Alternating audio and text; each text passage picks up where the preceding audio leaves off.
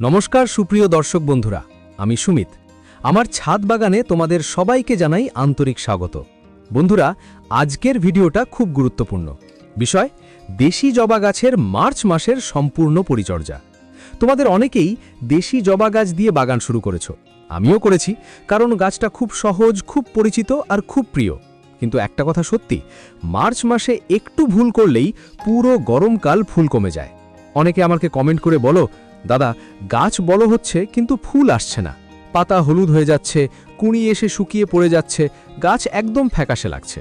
বন্ধুরা, এই সমস্যাগুলো একদম স্বাভাবিক, বিশেষ করে মার্চ মাসে, কারণ এই সময়ে গাছ ডরমেন্সি থেকে বেরিয়ে নতুন করে বাড়তে শুরু করে। আর এই সময়ে যদি আমরা ঠিকমতো পরিচর্যা না করি তাহলে গাছ দুর্বল হয়ে যায়।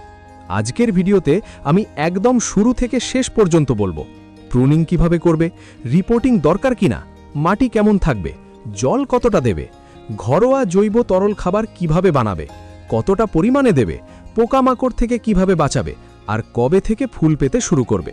তাই বলছি, ভিডিওটা একটু স্কিপ করে দেখো না, সম্পূর্ণ দেখো। প্রথমেই প্রুনিং। দেশি জবা গাছ শীতকালে প্রায় ঘুমিয়ে থাকে, ফেব্রুয়ারির শেষ থেকে নতুন পাতা বেরোয়। যদি তোমরা এখনও হার্ড প্রুনিং না করে থাকো, মার্চের 15 তারিখ পর্যন্ত সময় আছে। বড় পুরনো গাছ হলে ডালগুলো 1/3 পর্যন্ত কেটে দাও, এতে গাছ নতুন শক্ত ডাল দেবে। কিন্তু যদি গাছ ছোট হয়, 6 মাসের মতো বয়স, তাহলে হার্ড প্রুনিং করবে না, শুধু টিপ প্রুনিং করবে। ডালের একদম মাথাটা অল্প কেটে দেবে, এতে একটার জায়গায় 2টা ডাল বেরোবে। মনে রাখবে, একটা ডাল মানে একটা ফুল, 2টা ডাল মানে 2টা ফুল। তাই গাছ ঝোপালো করাই প্রথম লক্ষ্য। এবার রিপোর্টিং। জবা গাছের রুট খুব তাড়াতাড়ি বাউন্ড হয়ে যায়। যদি দেখো টবের নিচ দিয়ে শিকড় বেরিয়ে এসেছে বা মাটি শক্ত হয়ে গেছে, তাহলে রিপোর্টিং দরকার। একই সাইজের টবে নতুন মাটি দিয়ে রিপোর্ট করতে পারো। মাটি হবে ঝুরঝুরে, 50% বাগানের মাটি, 30% কম্পোস্ট, 20% বালি। রিপোর্টিং করলে 7 দিন কোনো খাবার দেবে না, শুধু জল দেবে। এবার টবের মাটির পরিচর্যা। আগাছা থাকলে সব তুলে ফেলবে, নিড়ানি দিয়ে ওপর থেকে মাটি আলগা করবে। মাটি যেন কখনো শক্ত না হয়। ড্রেনেজ হোল চেক করবে, জল জমে থাকলে শিকড় পচে যাবে। এবার আসল বিষয়, সম্পূর্ণ ঘরোয়া জৈব তরল খাবার। যা যা লাগবে: চাল ধোয়ার প্রথম জল 500 মিলিলিটার, গোবর সার বা ঘুঁটে ভেজানো জল 500 মিলিলিটার, পেঁয়াজের খোসা 1 মুঠো, জল 500 মিলিলিটার, রসুনের খোসা থাকলে 4-5 কোয়ার খোসা, চাইলে 1 চামচ গুড়। প্রথম ধাপ, চাল যখন ধোবে প্রথমবারের জল 500 মিলিলিটার নিয়ে রাখবে। দ্বিতীয় ধাপ, 1 মুঠো পেঁয়াজের খোসা 500 মিলিলিটার জলে 24 ঘন্টা ভিজিয়ে রাখবে। তৃতীয় ধাপ, 100 গ্রাম গোবর সার 500 মিলিলিটার জলে 24 ঘন্টা ভিজিয়ে রাখবে, ছেঁকে নেবে। চতুর্থ ধাপ, সবগুলো একসাথে মিশিয়ে নেবে। চাইলে 1 চামচ গুড় মিশিয়ে 12 ঘন্টা রেখে দিতে পারো। মোট হবে প্রায় 1.5 লিটার। এবার প্রয়োগ: 8 ইঞ্চি টব 500 মিলিলিটার, 10 ইঞ্চি টব 750 মিলিলিটার, 12-15 ইঞ্চি টব 1 লিটার, বড় টব 1.5 লিটার। মাটি আগে হালকা ভেজা থাকবে। খাবার দেওয়ার আগে হালকা জল দেবে, তারপর তরল খাবার ঢেলে দেবে। কখন দেবে? সকাল 7টা থেকে 9টার মধ্যে, অথবা বিকাল 4টের পরে। কতদিন অন্তর? 10 দিন অন্তর।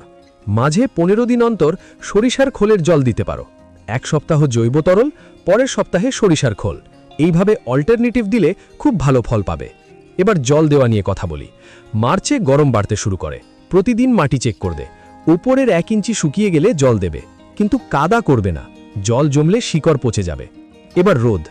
দেশি জবা গাছে কমপক্ষে 4 থেকে 6 ঘন্টা সরাসরি রোদ দরকার। রোদ কম পেলে শুধু পাতা হবে, ফুল হবে না।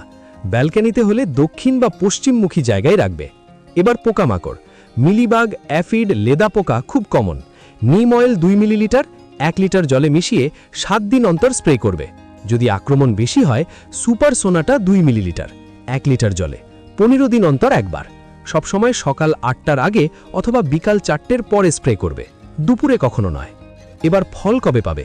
মার্চের প্রথম সপ্তাহ থেকে যত্ন শুরু করলে মার্চের শেষেই কুঁড়ি বড় হবে। এপ্রিলের প্রথম সপ্তাহ থেকে ফুল পেতে শুরু করবে। এপ্রিলের মাঝামাঝি গাছ ফুলে ভরে যাবে। একটা কথা মনে রাখবে, ধৈর্য খুব দরকার। একদিন খাবার দিয়ে পরদিন ফুল চাইলে হবে না, নিয়মিত যত্নই আসল চাবিকাঠি। বন্ধুরা, দেশি জবা খুবই কৃতজ্ঞ গাছ, সামান্য যত্ন দিলে দ্বিগুণ ফিরিয়ে দেয়। ভয় পেও না, একবার এই রুটিন মেনে করো, নিজের চোখে ফল দেখবে। আজকের ভিডিওটা যদি তোমাদের ভালো লেগে থাকে, একটা লাইক করে দিও। তোমাদের বাগানপ্রেমী বন্ধুদের সাথে শেয়ার করো। চ্যানেলে যদি নতুন হয়ে থাকো সাবস্ক্রাইব করে পাশের বেল আইকনটা প্রেস করে দিও। আমার ছাদ বাগানের সাথে থাকার জন্য তোমাদের সবাইকে অসংখ্য ধন্যবাদ। আবার দেখা হবে পরের ভিডিওতে। নমস্কার।